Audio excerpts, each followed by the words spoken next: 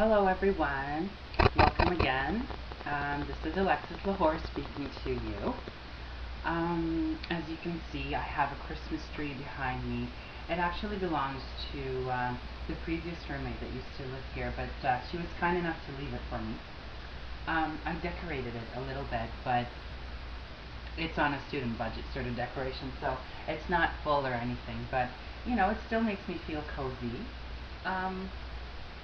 I promise that I'm going to try to be a little bit more interesting with time, so hopefully maybe today I'm a little bit more interesting. Anyways, I want to talk today about what it is for me and what it means for me to be a drag queen. I would like to think of myself as a transgendered person. Um, and for me, that means that I identify with both genders, both male and female. And I've had a lot of issues trying to explain that to many people, not just straight people, but even queer people, some of them drag queens and transsexuals, friends of mine. And it was really difficult to try to explain the concept.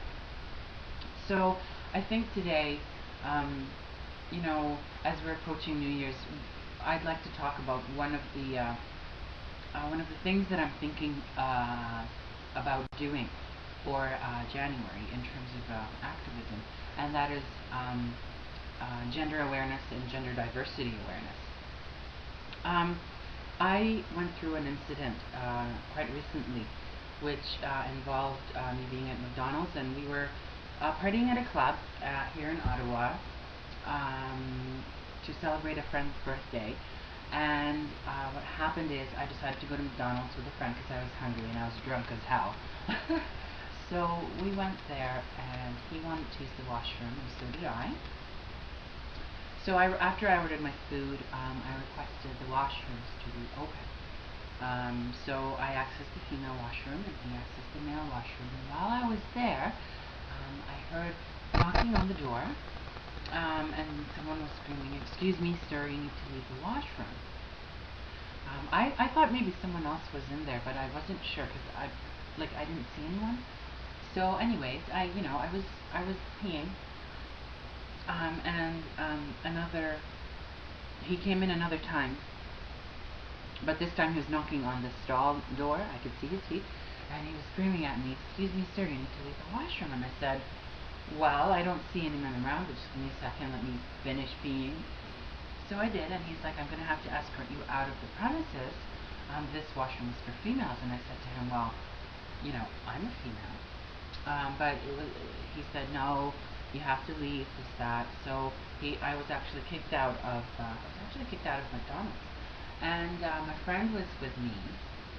I felt quite shocked that, I'm here in Canada, and I'm supposed to be able to celebrate my diversity and celebrate my gender diversity. And I was really shocked, and it was quite overwhelming for me, partially because I was drunk, but also partially because the last time I had to go through discrimination of that sort was a very long time ago. I'd like to think of it as a very long time ago, but it was in a situation that I felt really helpless, so it kind of brought back some painful memories. Anyways, so my friend was talking to the manager and talking to the security guard, and sure enough, the security guard stepped out, and I had a word with him. So as I said, I was a little drunk. I might have said something rude, or but I was angry, rightfully so. And so I told him, I would like to speak with your manager. I'm sure she has something to say about this, and I'm really sorry if I offended you, or if I said anything unacceptable. And so he let me back inside, and I went and I spoke to the manager. Sure enough, she was the one who asked him to escort me out, and when I asked her for the reason, she said, and this is exactly how she phrased it, "A man in a wig came into the women's washroom, and the same women's washroom that I was in, and he raped his child." Of course, I was really even more furious. I mean, her reason was even worse than, the action that was performed against me. And so I said to her, "Well, what if a biological woman goes into the female washroom and rapes another child? what if another man goes into the male's washroom and rapes another child? Are we just gonna, stop everyone from going into the washrooms altogether? And so she said, this is how it's going to be. I felt really furious. And at the time, there was also another girl at the McDonald's, and she was vouching for me. She said, Alexis is a girl to me. She is a woman. She has the right to access the male washroom. Anyways, that did not help. So I threw the food back at the manager, and I said, I'm not going to support an establishment that does not support my right. And so on my way outside, I just broke down and I was crying. And it was really difficult to, for me to just to understand that something like that would actually happen in Canada, of all countries. So anyways, I was on my way back to Helsinki after this incident to speak to my sisters, my other drafting friends, and I told them what had happened.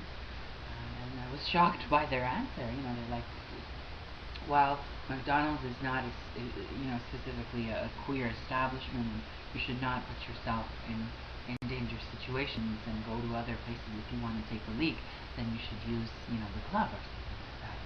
I was totally shocked by how safety is perceived as being in a queer club and nothing else. And for me, I thought, if I wanted to feel safe, I should be able to do so in any part of the city and among my community, wherever I decide to go, whoever I decide to be.